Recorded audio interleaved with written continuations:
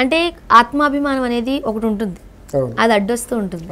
కొంతమంది అంటే ఆత్మాభిమానాన్ని చంపుకొని దేహి అని అడగడం వాళ్ళకి ఇష్టపడరు, అంటే హెల్పింగ్ నేచర్తో అయినా. బట్ ఇది అడగడానికి నేను ఇబ్బందుల్లో ఉన్నప్పుడు నేను అడగలేను, కానీ నా పరిస్థితి ఏంటో మీకు తెలుసు. మీరు వెల్ పొజిషన్లో ఉన్నారు, మంచి పరిస్థితులు మీ చుట్టూ ఉన్నాయి. అంటే ఉన్న వాళ్ళు ఎందుకు ఒక స్టెప్ ముందుకు తీసుకుని వీళ్ళని ఆర్థికంగా ఆదుకోలేదంటారు?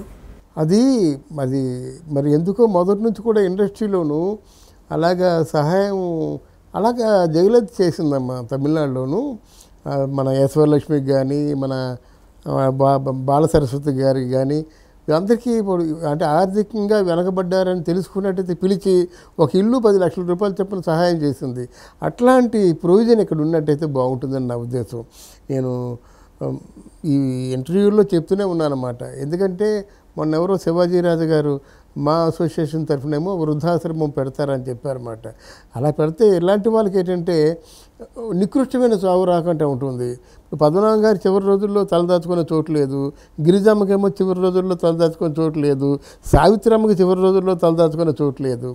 ఇలాగా ఈ హింసలు పడే కంటే ఒక మా అసోసియేషను, లేకపోతే ఆంధ్రప్రదేశ్ ప్రభుత్వం, తెలంగాణ ప్రభుత్వం అంటే ఇలాంటి ఒక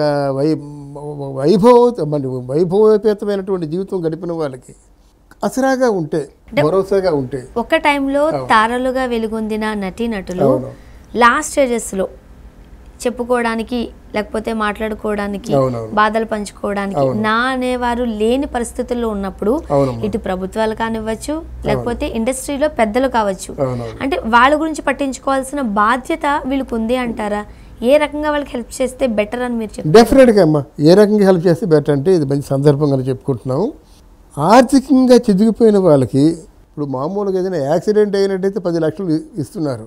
అలాగే ఇది యాక్సిడెంట్, ఎందుకంటే అంత వైభవాన్ని చూసేవాళ్ళు ఈరోజు కాళ్ళు చేతులు పడిపోయి ఉన్నారంటే అంటే పడిపోవడం అంటే ఎటు కదలేని పరిస్థితి, ఏది చేయలేని పరిస్థితి, నిస్సాయ స్థితిలో ఉన్నారంటే నిస్సాయ స్థితిలో ఉన్న వాళ్ళని ఒక చోట చేర్చి, ఇగో మీరు ఒక్కరే లేరు, ఇంతమంది ఉన్నారు, మీ భరోసాగా ఉంటాం, మీకు 3 పూటలు తిండే కదా కావాల్సింది, ఎంత అండి వాళ్ళకి.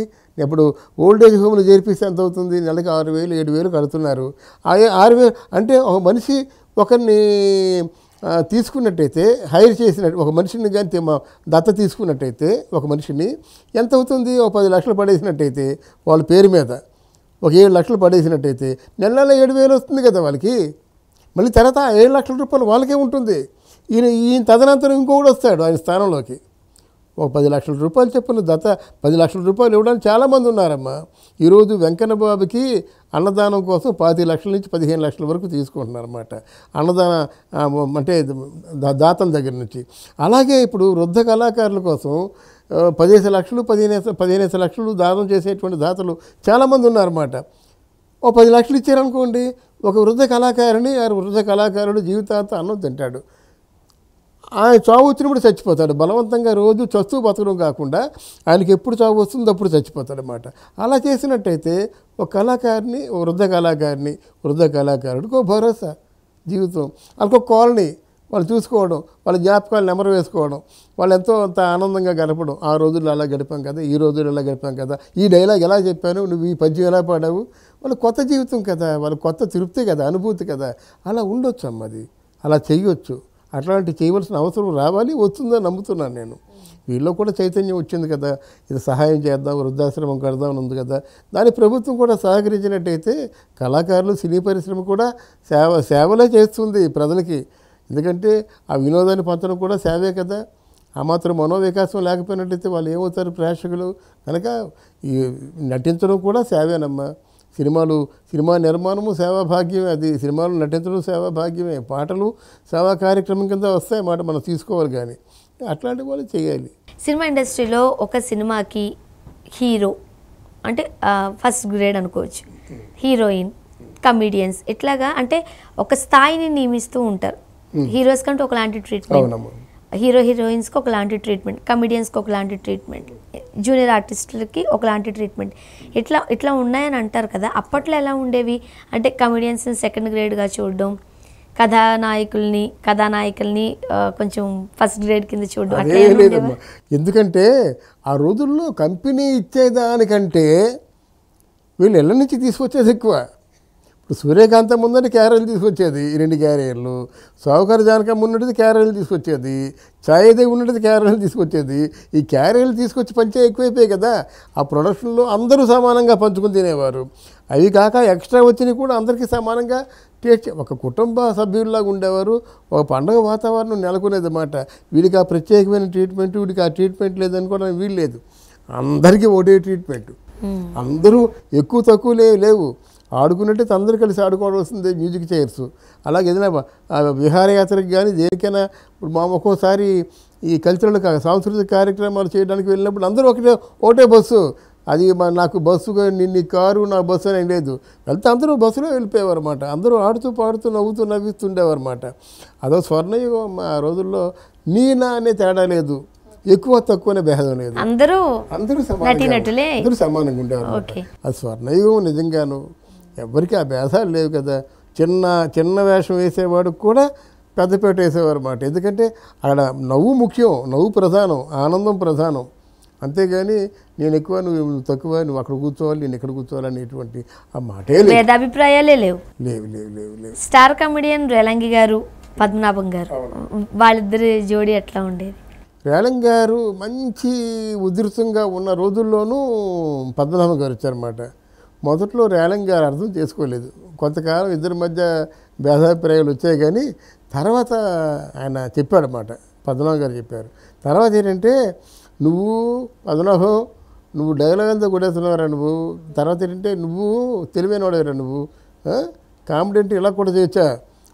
ఆయన చేసే విధానం వేరు, ఈయన చేసే విధానం వేరు. ఇందాక నువ్వు చెప్పావు కదా, నవ్వు ఆ నడక అంటే ఇలా కూడా కామెడీ చేయొచ్చా అని చెప్పేసి జనాలు నవ్వించడం ప్రధానం కదా. నువ్వు చేస్తుంది కూడా కామెడీ, నీకు కూడా జనాలు నవ్వుతున్నారు, నీకు కూడా ఫ్యాన్స్ ఉన్నారు, నాకు అంతకంటే కావాల్సింది ఏముంది, నా వారసుడు నువ్వే అని చెప్పాడు ఆయన. అందువల్ల మొదట్లో రేలంగి గారు తొందరగా ఆయన్ని యాక్సెప్ట్ చేయలేదు. కానీ ఎప్పుడైతే పద్మనాభం గారికంటూ ఒక ఫాలోయింగు, పద్మనాభం గారికంటూ ఒక ఫ్యాన్ ఫాలోయింగ్ వచ్చిందో తర్వాత ఒప్పుకున్నారు.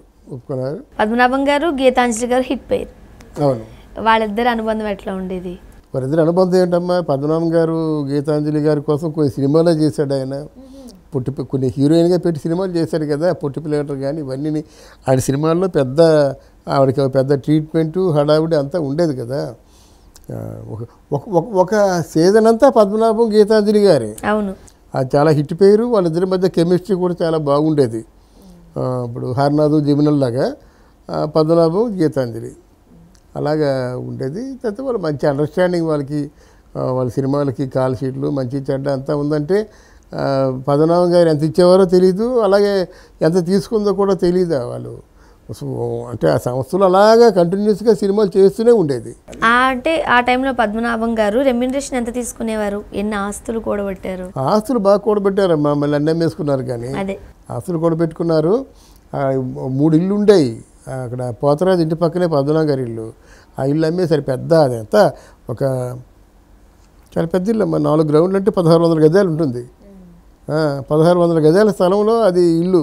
అంటే ఇప్పుడు ఎన్ని కోట్లు ఉంటుందో అది అమ్మేసుకున్నారు అన్నమాట. ఆయనకి 3 భార్యలు. 3 భార్యలు అంటే మరి 3 ఉన్నారు. తర్వాత ఒక కొడుకు, 2 కూతుర్లు. ఒక కొడుకు చచ్చిపోయాడేమో అనుకుంటున్నాను, తెలియదు. మురళి అనేవాడు భార్య, ఏమైంది తెలియదు. కానీ నాకు రెండో భార్యకి 2 కూతుర్లు, ఒక కొడుకు ఎవరో ఉన్నారు. అది రెండో భార్యకి 2 కూతుర్లు నాకు తెలిసి 2 కూతుర్లు. ఆవిడ బాలభారతి ప్రెస్లో పనిచేస్తుండేది ఆ అమ్మాయి, పద్మనాభం కూతురు. మరి ప్రమీలకి ఆల్రెడీ కూతురుతో పద్మనాభం దగ్గరికి వచ్చేస్తుంది అన్నమాట.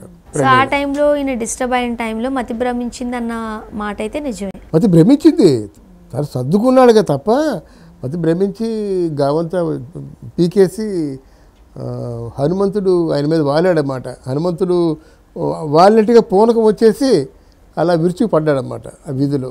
అండ్ మనం అదే చివర. ఆ తర్వాత మరి పద్మనాభం మానసికంగా అప్పుడే చచ్చిపోయాడు. రవితేజ గారితో ఒక సినిమా చేశారు, ప్రభాస్ గారితో చక్రం సినిమాలో చేశారు. అంటే మళ్ళీ ఎందుకు ఆయన నటించాల్సి వచ్చింది? కేవలం ఫైనాన్షియల్గా నిలదొక్కుకోవడం కోసం? కేవలం ఫైనాన్షియల్గా నిలదొక్కుకోవడం కోసం మాత్రమే వేషాలు తీసుకునేవాడు.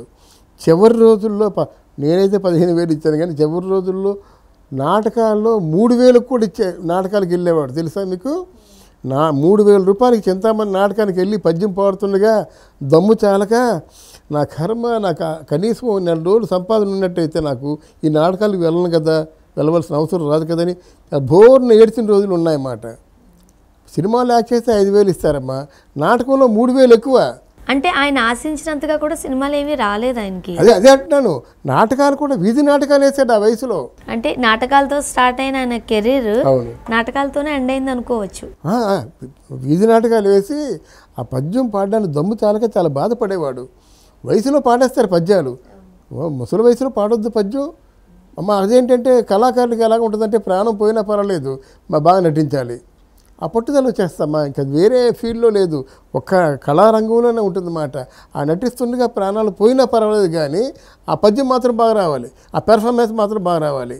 దానికోసం పర్టికులర్గా వాళ్ళు ప్రాకులాడతారు, ప్రతి కళాకారుడు కూడా అన్నమాట. ఆయన అంతే, చాలా చింతామణి నాటకాల కోసం పల్లెటూర్లు కూడా వెళ్ళేవాడు అన్నమాట. అది అంత దయనీయంగా ఉండేది ఆయన జీవితం. అప్పట్లో ఉన్న అందరు కమెడియన్స్ని మీరు చూశారు, దగ్గర నుండి చూశారు మీరు. ఇప్పుడు కమెడియన్స్ని కూడా మీరు చూస్తూ ఉన్నారు. అప్పటికిప్పటికి ఏం డిఫరెన్స్ చెప్తారు మీరు? అప్పటితో పోల్చడం వీల్లేదమ్మా. చెప్పాను కదా, అప్పుడు ఒక సంప్రదాయబద్ధమైన ఒక మంచి చక్కని వాతావరణం ఉండేది. ఇప్పుడు అదేమి లేదు, సీనియర్లు జూనియర్లు అనే తేడా అప్పుడు ఉండేది కాదు, ఇప్పుడు తేడా ఉంది. పలకరింపులు, ప్రేమలు, ఆప్యాయతలు ఏమి లేవు. ఇప్పుడు అంతా మెకానికల్గా సాగిపోతుంది అన్నమాట. అసలు అప్పుడు అంతెందుకు అప్పుడు జర్నలిస్టు సెట్కి వచ్చినట్టయితే ఎంతో అంత అభిమానంతో రండి సార్ అని చెప్పి పలకరిస్తే ఆ మొత్తం ఏ సినిమాలు చేస్తున్నారో చేయబోయే సినిమాలు అన్నీ చెప్పేవారు అప్పుడు. ఇప్పుడు ఎవరమ్మా మాట్లాడుతున్నారు? దౌర్భాగ్యం కాకపోతే జర్నలిస్టులకి ప్రవేశం లేదని బోర్డు పెడుతున్నారు ఇప్పుడు. అలాగే ఒక అసోసియేట్ డైరెక్టర్ వెళ్ళినా, లేకపోతే ఇంకొక సినిమాలో పనిచేస్తున్నటువంటి వాళ్ళు కలుసుకున్నా సరే, హీరోయిన్లే కాకుండా సపోర్టింగ్ ఆర్టిస్టులు కూడా ప్రేమగా పలకరించేవారు అన్నమాట. తీరుకుంటాం సార్, రండి మనం భోంచేద్దాం, హాయి కబుర్లు చెప్పుకుందాం, సండే రండి అని. అప్పుడు ఆ రోజుల్లో ఆ సత్సంబంధాలు ఉండేవి. ఇప్పుడు ఎక్కడ ఎవరికి చెప్పండి అమ్మ, ఇప్పుడు ఎవరు పలకరించే వాళ్ళు ఎవరు లేరు, పాత వాళ్ళు తప్ప. ఇప్పుడు కొత్త వాళ్ళు అసలు పలకరింపులు లేవు, భోజనాలు లేవు, గెట్ టుగెదర్లు లేవు, ఏవీ లేవు అన్నమాట. ఇదొక వింత ప్రపంచం అయిపోయింది అంతే. ఫైనల్గా పద్మనాభం గారి గురించి ఏం చెప్తారు మీరు? పద్మనాభం గొప్ప కళాకారుడు అమ్మ. ఆయన కళ కోసమే పుట్టాడు, కళ కోసమే జీవించాడు, కళలోనే చచ్చిపోయాడు కాదు చివరికి. ఎందుకంటే ఆ పద్యాలు పాడుతూ, ఆ రంగస్థలంలో నాటకాలు వేస్తూ, ఆ సరైన వైద్యం చేయించుకోలేక షుగర్ ఒకటి వచ్చింది, తర్వాత ఏవో ప్రాబ్లమ్స్ ఉన్నాయి.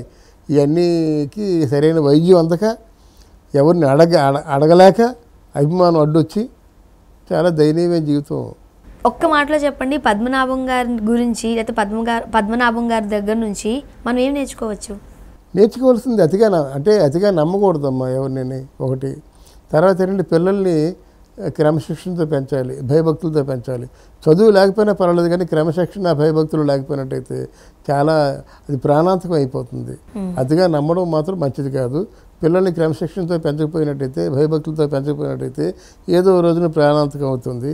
తర్వాత ముందు చూపు అనేది ఏంటంటే మనం వ్యక్తిగతంగా ఆలోచించకుండా పిల్లల పరంగా, జీవితం పరంగా ఆలోచించాలి.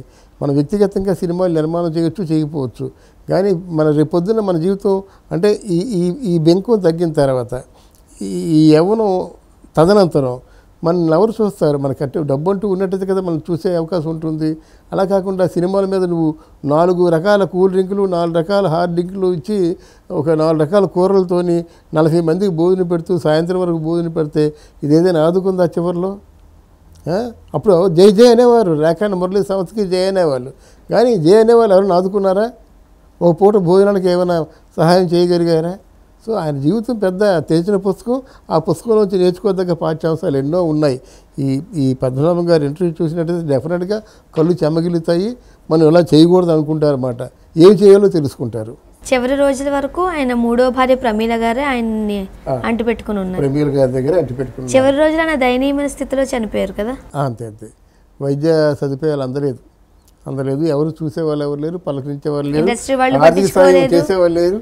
అలాగే భూరి విరాళం అంటే పెద్ద మొత్తం ఒక 5 లక్షలు ఇచ్చేసి నువ్వు బతకరా అంటే బతుకుండేవాడేమో. అదే ఇండస్ట్రీ వాళ్ళు ఎవరు ఆయన గురించి పట్టించుకోలేదు, ఇటు ప్రభుత్వాలు పట్టించుకోలేదు అంటారా? లేదు, ఎవరు పట్టించుకోలేదు. ఆయన జీవితం అలాగా కళకే అంకితం అయిపోయింది, కళంకితం అయిపోయింది.